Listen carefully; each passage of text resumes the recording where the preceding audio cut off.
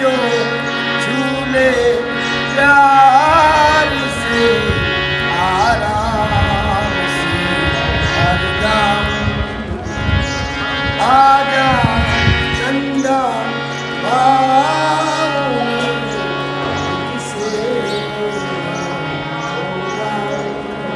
સંપૂર્ણ ભારત યાત્રાનો છે આજે 9મો દિવસ અને વાગ્યા છે 12 અને જસ્ટ અમે નાસ્તો કમ્પ્લીટ કર્યો છે. હવે નાસ્તો કમ્પ્લીટ કરીને જશું આપણે પોર્ટ પર અને ત્યાં આપણે મસ્ત મજાના નજારાઓની મજા માણીશું અને પછી આપણે જશું આ સાઈડ આવેલી એક હવેલી જશું અને પછી આપણે લોકલ પ્લેસીસ વિઝિટ કરીશું. તો મળીએ હવે હવેલી પર. તો આપણે રેડી થઈ ગયા છીએ બહાર જવા માટે. આ છે આપણું બાઇક ખલાસી. આપણે ખલાસીને આજે આરામ આપશું. આપણે વોક કરીને જશું હવેલી જોવા માટે, કેમ કે અત્યારે છે ખૂબ જ તડકો. એટલે આપણે પહેલા હવેલી જશું અને કિલ્લા પર આપણે જશું અને સનસેટની મજા લેશું. તો અમે લોકો છીએ અત્યારે જેસલમેર જઈ રહ્યા છીએ પટવા હવેલી. આ છે જેસલમેરની ગલીઓ. અહીંનું તમે કોતરકામ અને સ્ટ્રક્ચર જોઈ શકો છો. તો અમને જાણવા મળ્યું પ્રમાણે અહીંયા એક ગોલ્ડન પથ્થર મળે છે જે ખાલી જેસલમેરમાં જ મળે છે અને પથ્થરથી બનાવેલા આ કોતરકામ છે જે આખા રાજસ્થાનમાં ખાલી જેસલમેરમાં જોવા મળે છે, કેમ કે આ પથ્થર ખાલી જેસલમેરમાં જ મળે છે. તો બસ આ પ્રકારના સ્ટ્રક્ચરો સાથે અમે ગલીઓ ફરી રહ્યા છીએ. આ છે નરોત્તમ અને જઈ રહ્યા છીએ પટવા હવેલી. તો આપણે આવી ચૂક્યા છીએ પટવા હવેલી અને બહારથી બહુ જ સુંદર છે. હવે અંદર જઈને જોશું, અંદર જઈને એની સુંદરતા નિહાળીશું. તો આવી ચૂક્યા છીએ પટવા હવેલી અને જઈએ અંદર અને અંદરથી જોઈએ કે હવેલી કેવી છે.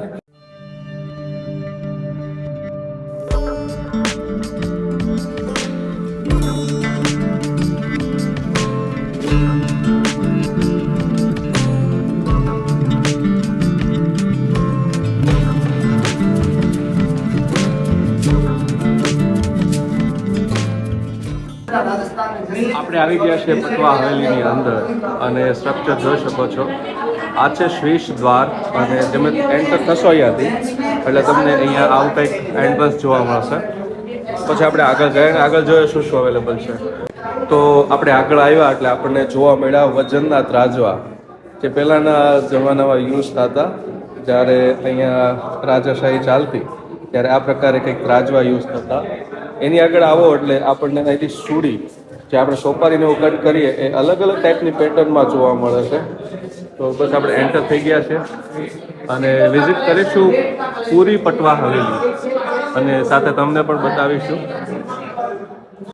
તો આ જે જોઈ શકો છો એ સમયના તાળાઓ છે, લોક છે. અને ગાઈડના જાણવા પ્રમાણે કે જે ભૂલ ભુલૈયા મૂવી છે એમાં આ વાળું તાળું યુઝ કરેલું છે 12 વર્ષ પહેલાં. અને આ જે છે એ રાજા રાણી તાળું છે જેમની 2 ચાવીઓ હોય છે, એક રાજા પાસે અને એક રાણી પાસે હોય છે. એમ જ આ જે તાળાઓ છે રાશિ પ્રમાણે છે, જેમ વૃશ્ચિક રાશિ, મકર રાશિ, કન્યા રાશિ એમ રાશિઓના પ્રમાણે પણ તાળા બનાવવામાં આવેલા છે. એવા બહુ યુનિક તાળાઓ અહીંયા જોવા મળે છે અને આ એ લોકો હવેલીમાં યુઝ કરતા હોય. તો આગળ જોઈએ આગળ આપણને શું નવું જોવા મળે છે. નરોત્તમ અત્યારે રેડી થઈ ગયો છે ફોટોશૂટ માટે.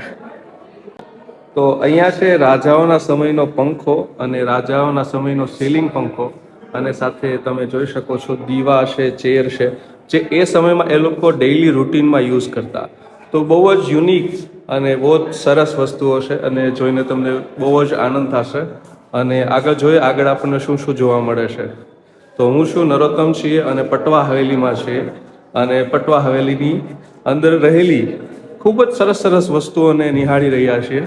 તો આગળ જઈએ આપણે.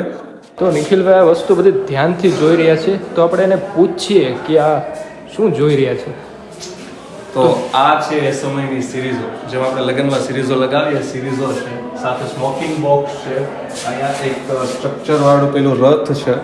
રથની સાથે એ સમયમાં વગાડવામાં આવતા વાજિંત્ર વાયોલિન, એ સમયનો કેમેરા છે, સ્ટીક છે જે રાજા મહારાજા સ્ટીક પેલી છડી રાખતા હાથમાં ચાલવા માટે એ, અને સાથે એ સમયની યુનિક બાંધવામાં આવતી પાઘડીઓ પણ છે.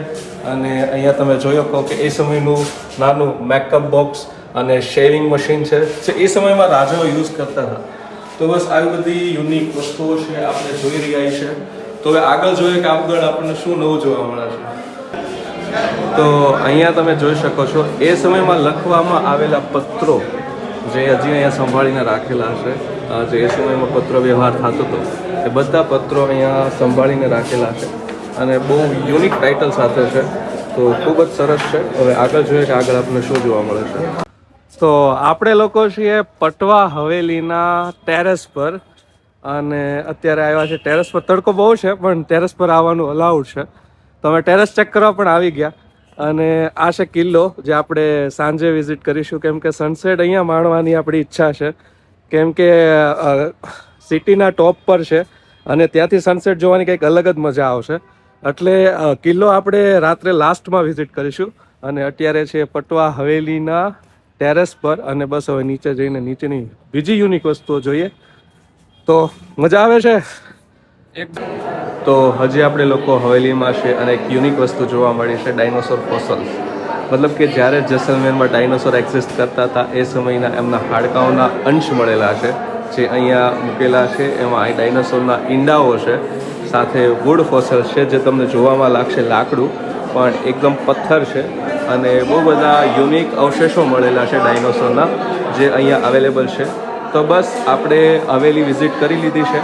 સાથે અહીંયા ફોટોશૂટ માટે એક બેસ્ટ પ્લેસ છે પણ અહીંયા ગળદી બહુ છે તો જેવી ગળદી ઓછી થશે એટલે આપણે અહીંયા ફોટોશૂટ કરીશું.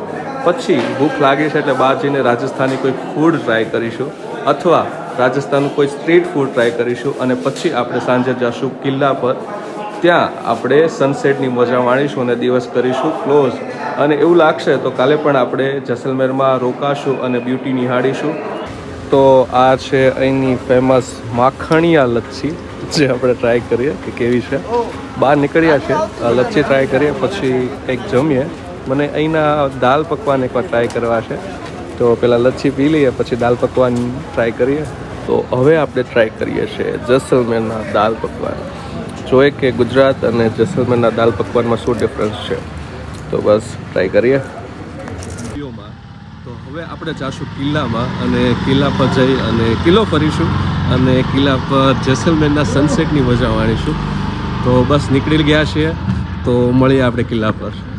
તો આપણે લોકો પહોંચી ગયા છીએ જેસલમેરના એકમાત્ર કિલ્લા પર. તો કરી રહ્યા છે એન્ટ્રી અને આગળ જોઈએ કે શું જોવા મળે છે કિલ્લામાં. તો આપણે આવી પહોંચ્યા છીએ અંદર જેસલમેરના એકમાત્ર કિલ્લામાં અને અહીંના લોકોના જાણવા પ્રમાણે જે સમયે રાજા આ કિલ્લા પર રહેતો ત્યારે એક સમગ્ર શહેર વસાયું હતું અને એ સમયથી હજી પણ અહીંયા માણસો રહે છે અને કયા પ્રમાણે ટોટલ 5000થી પણ વધારે માણસો ડેઇલી રૂટીન લાઈફ જીવી રહ્યા છે આ કિલ્લા પર. તો બસ ઉપર જઈએ અને જોઈએ કે માણસો કેવી રીતના રહેશે આ કિલ્લા પર. તો જેવા તમે કિલ્લાથી એન્ટર થશો એટલે તમને મળશે આ વાળી દુકાન જ્યાં બહુ મસ્ત પેઇન્ટિંગ્સ છે અને એકદમ સરસ આર્ટ બનાવેલા છે. તો જો તમે તમારા ટી શર્ટ કે કોઈ પણ વસ્તુ પર તમે કોઈ ડ્રોઈંગ કરાવવા માગો છો તો અહીંયા કરાવી શકો છો. બસ હવે આગળ વધીએ. સ્ટ્રક્ચર બહુ મસ્ત છે. એવું લાગે છે કે કોઈ ગઢમાં આપણે આવી ગયા છે જેમ આપણે મૂવીઝમાં જોતા હોય એટલે પૂરું ગઢ છે. તો પૂરું ગઢ ફરીશું અને અલગ અલગ એરિયામાં જઈને જોશું કે શું શું અહીંયા બનાવેલું છે ફોર્ટ પર. છોકરા રમે છે જેમ આપણે જીવન જીવતા હોય એમ ડેઇલી રૂટીન લાઈફ આ લોકો જીવી રહ્યા છે. અત્યારે આપણે જઈ રહ્યા છે ગન ટોપ પર ત્યાં જઈને આપણે ટોપ જોશું અને સિટી વ્યૂનો નજારો માણીશું. તો આગળ મળીએ આપણે ગન ટોપ પર. તો છીએ કિલ્લાના ટોચ પર અને જોઈ રહ્યા છીએ જેસલમેર સિટી. સિટી જોવાની તો મજા આવે છે પણ અહીંયા જે પણ ઘરો છે ખાનગી ઘરો જાજા છે તો એમણે એના ટેરેસને એઝ અ કેફે કન્વર્ટ કરી નાખ્યા છે એટલે આપણે ટોપ પરથી નથી જોઈ શકવાના બટ નજારો છે મસ્ત માણી રહ્યા છે મજા. અને એક પૂરું શહેર વસેલું છે જેમાં બધી જ ફેસિલિટી છે જે નીચે રહેતા લોકો માટે છે. તો આવું છે આપણું કંઈક સનસેટ. બસ રશ હોવાના કારણે આપણે અહીંયા ઊભા સનસેટની મજા માણી રહ્યા છે. જાજાભાગી પ્રોપર્ટી પ્રાઇવેટ હોવાના કારણે કેફેમાં કન્વર્ટ થઈ ગઈ છે અને બહુ રશ છે એટલે ત્યાં પણ જવાય એવું નથી. તો બસ અહીંયા માણી રહ્યા છે સનસેટની મજા.